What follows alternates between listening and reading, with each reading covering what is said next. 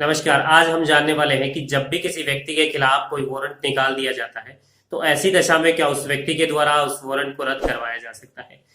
देखिए, वारंट किसी मामले में अभियुक्त व्यक्ति या फिर किसी साक्षी के लिए जारी किए जाते हैं।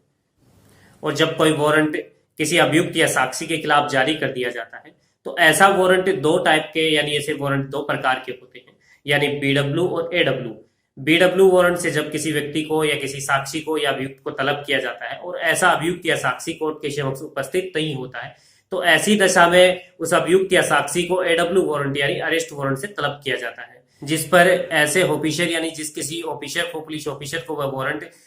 तामील के लिए दिया गया है, ऐसा ऑफिसर उस अभियुक्त को और साक्षी को कोर्ट के समक्ष गिरफ्तार करके लेकर आता है। लेकिन यदि कोई वारंट किसी निर्दोष व्यक्ति के संबंध में भूल से जारी कर दिया गया हो या फिर कोई वारंट जारी किया गया हो और अभियुक्त के पास ऐसे कोई कारण विद्यमान हो जिनके आधार पर अभियुक्त कोर्ट के समक्ष उपस्थित नहीं हो पाया हो, तो क्या ऐसी दशा में उस वारंट को रद्द किया जा सकता है। तो आइए जानते हैं ऐसे प्रावधानों के बारे में। देखिए, पहले तो मैं आपकी जानकारी के लिए बता दूं कि जब भी कोर्ट के द्वारा कोई वारंट जारी किया जाता है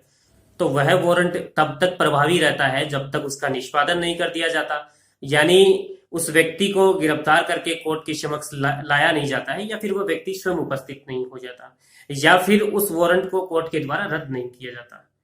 और दूसरी सबसे महत्वपूर्ण बात यह होती है कि कोर्ट कभी भी शव मोटो यानी शव प्रेरणा के आधार पर किसी वारंट को रद्द नहीं करता है, यानी क्वेश नहीं करता है।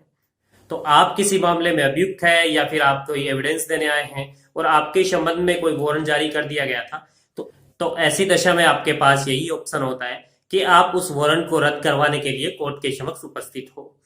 और आप जैसे ही कोर्ट के समक्ष वारंट को निरस्त कराने के लिए उपस्थित होते हैं तो ऐसी दशा में आपको कोर्ट के समक्ष एक आवेदन करना होता है। उस आवेदन की प्रार्थना पत्र के साथ साथ आपको एक एफिडेविट पेश करना होता है और उसके साथ एक वकालतनामा, यदि आपने किसी वकील को अपॉइंट किया है तो ऐसी दशा में उस वकील का वकालतनामा भी उसमें संलग्न करना होता है। और उस प्रार्थना पत्र के माध्यम से आप कोर्ट को यह अवगत कराते हैं कि आपके संबंध में जो कोर्ट ने वारंट जारी किया है वो सही नहीं है,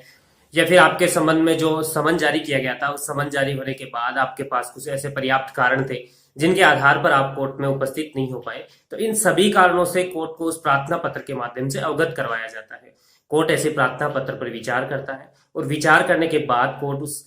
वारंट को रिकॉल कर लेता है, यानी कि आपके खिलाफ अगर कोई वारंट जारी किया गया है और आपको अभी तक गिरफ्तार नहीं किया गया है तो ऐसी दशा में कोर्ट उस वारंट को रिकॉल कर लेगा, यानी उस अधिकारी से वापस मंगा लेगा जिस किसी अधिकारी को उसका निष्पादन के आदेश दिए गए हैं। और यदि आपको ऐसे मामले में गिरफ्तार कर लिया गया है तो आपके पास ऐसी दशा में सिवाय बंद पत्र पेश करने के अलावा और कोई दूसरा उपाय उपलब्ध नहीं होता है। आपको जमानत पत्र पेश करने ही होते हैं, उनके आधार पर कोर्ट आपको रिहा कर देता है, यानी आपको कोर्ट कस्टडी में नहीं लेता है। और यदि आपके खिलाफ गलत रूप से कोर्ट ने वारंट जारी कर दिया है, यानी वारंट किसी अन्य व्यक्ति के नाम जारी करना चाहिए था और आपके नाम जारी हो गया, तो ऐसी दशा में भी कोर्ट में आप प्रार्थना पत्र पेश कर देते हैं। और यदि आपको पहले से गिरफ्तार कर लिया गया है तो तुरंत ही जैसे ही आपकी प्रार्थना कोर्ट के समक्ष पहुंचती है तो ऐसी दशा में आपको तुरंत ही कोर्ट से रिहा करवा दिया जाता है, यानी आप यदि पुलिस कस्टडी में है या फिर जेल कस्टडी में है आपको वहां से रिहा कर दिया जाता है, यानी छोड़ दिया जाता है। वारंट को रद्द करवाने के संबंध में एक सबसे महत्वपूर्ण जानकारी ये है कि जब भी आपके संबंध में कोई वारंट जारी किया गया है तो आप उस न्यायालय के समक्ष जाए जिस न्यायालय ने आपके खिलाफ वारंट जारी किया है। उस वारंट को रद्द करने का अधिकार उसी न्यायालय को है जिस न्यायालय ने उस वारंट को जारी किया है। तो आप जब भी कोई वारंट को रद्द कराने का आवेदन करते हैं तो ऐसी दशा में आपको उसी न्यायालय के समक्ष वारंट को रद्द करवाए जाने का आवेदन करना चाहिए जिस किसी न्यायालय ने आपके खिलाफ वारंट जारी किया है। यदि आप साक्षी हैं और आपके लिए समन जारी किया गया था और कोर्ट में आप उपस्थित नहीं होते और ऐसी दशा में आपके खिलाफ कोर्ट ने वारंट जारी कर दिया तो आप भी ऐसी दशा में कोर्ट के समक्ष उपस्थित होकर कोर्ट से यह प्रार्थना कर सकते हैं कि आपके संबंध में जो वारंट जारी किया गया है उसे रद्द किया जाए। ऐसी दशा में आप पर कोर्ट शास्ति निरूपित कर सकता है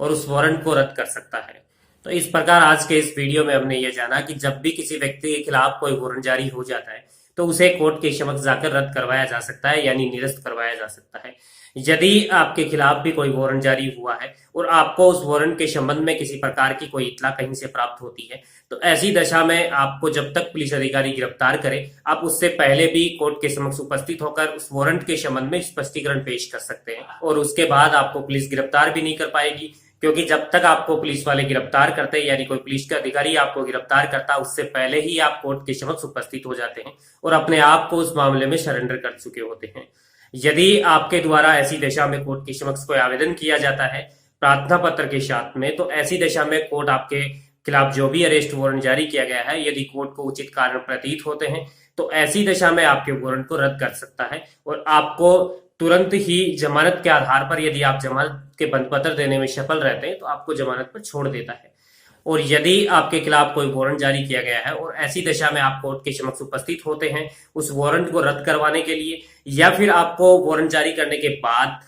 पुलिस अधिकारी कोर्ट के समक्ष पकड़कर लेकर आता है, यानी अपनी अभिरक्षा में लेकर आता है, तो ऐसी दशा में यदि आप कोर्ट को जमानत देने में असफल रहते हैं, यानी बंद पत्र निष्पादित करने में असफल रहते हैं, तो तब तक कोर्ट आपको रिहा करने से मना कर सकता है और आपको जुडिशियल कस्टडी में भेज सकता है। और साथ ही आप ये भी जान लें कि वारंट एक बाध्यकारी अधिकार पत्र होता है। जब भी किसी व्यक्ति के संबंध में वारंट जारी कर दिया जाता है, तो ऐसी दशा में उस व्यक्ति को, उस अभियुक्त को या फिर साक्षी को कोर्ट के समक्ष उपस्थित होना ही होता है। यदि ऐसा अभियुक्त कोर्ट के समक्ष उपस्थित होकर उस वारंट को रद्द नहीं करवा लेता, तो इस प्रकार आज के इस वीडियो में हमने ये जाना कि जब भी किसी व्यक्ति के खिलाफ कोई वारंट जारी हो जाता है, तो उस वारंट को किस प्रकार रद्द करवाया जा सकता है, रद्द करवाने के लिए किस न्यायालय के समक्ष आवेदन करना होता है। और साथ में यह भी जाना कि यदि कोई व्यक्ति यानी साक्षी या कोई अभियुक्त वारंट जारी होने के बाद उस वारंट के संबंध में कोर्ट के समक्ष उपस्थित होता है या पुलिस द्वारा पकड़कर लाया जाता है, तो अपनी जमानत देने में असफल रहता है, तो ऐसी दशा में उसे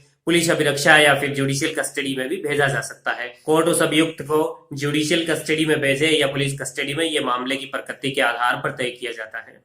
और साथ ही उम्मीद करता हूं आज का ये वीडियो आपको पसंद आया होगा। यदि आप भी चाहते हैं कि मैं किसी विषय पर वीडियो लेकर आऊं, तो आप मुझे कमेंट के माध्यम से या मेल के माध्यम से बता सकते हैं। मैं कोशिश करूंगा आपके विषय पर जल्द से जल्द वीडियो लेकर आने की। धन्यवाद।